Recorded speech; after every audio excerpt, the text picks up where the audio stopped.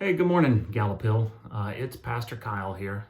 Welcome to our Tuesday morning devotional, Tuesday morning coffee.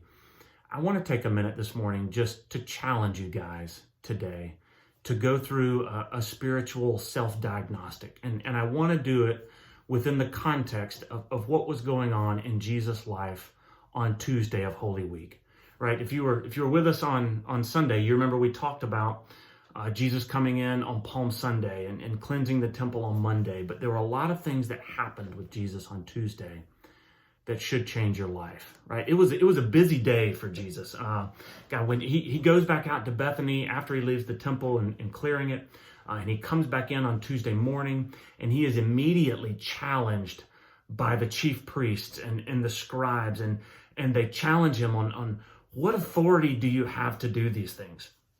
Right? And in response, Jesus tells a number of parables that condemns their leadership.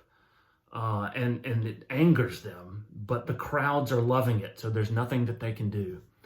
And Jesus continues to teach, and up next are the Pharisees. They are the religious conservatives of the day. And they come and they issue their challenge to Jesus, and they give him this political, theological question in which Jesus basically answers, you give unto God the things that are God, and you give unto Caesar the things that are Caesar's. And they go away with their tails tucked between their legs. Next up are the Sadducees, the progressive religious group. And they challenge him on the resurrection. And Jesus basically looks them in the eyes and says, guys, you don't know God. You don't know the scriptures. You're just wrong. And then he proceeds to annihilate their theology using their own texts. And they slink off. Later in the day, Jesus is going to pronounce judgment over the scribes and over the Pharisees. He's going to lament Jerusalem's lack of spiritual insight. He's going to foretell the destruction of the temple. But right in the middle, in response to another trap question, where a lawyer comes to Jesus and says, what's the greatest commandment?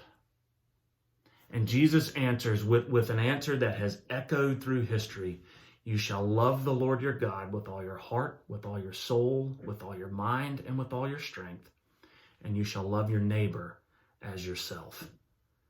Listen, guys, your world, your relationships are all on two planes. They are either horizontal with your spouse, with your children, with your coworkers, with your boss, or they are vertical between you and God.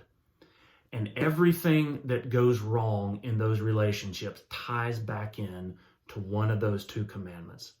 Either you are not loving God with all your heart, soul, mind, and strength, or you're not loving your neighbor as yourself.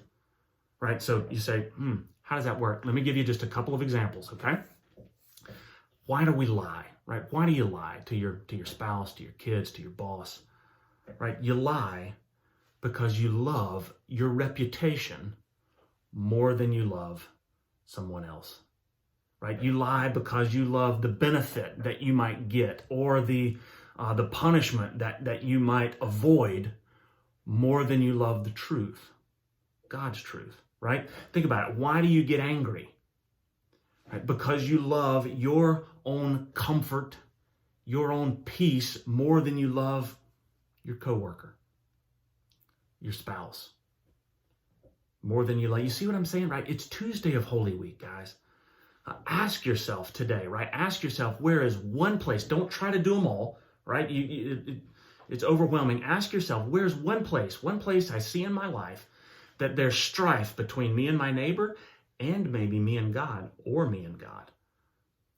And ask, where am I not loving God? Where am I not loving my neighbor? And go to God and ask him to help. Lord, help me to love others more than I love myself.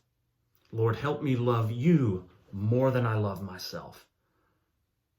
God bless you, Gallup Hill. Holy Week is continuing. It's Tuesday, and Thursday, right, is the Last Supper, and Friday is Good Friday. Don't let this week pass in a flurry of activity or anxiety or worry. Take some time to look inside on Holy Week. Don't let it pass by without doing that. I love you guys. God bless you. We'll see you next time.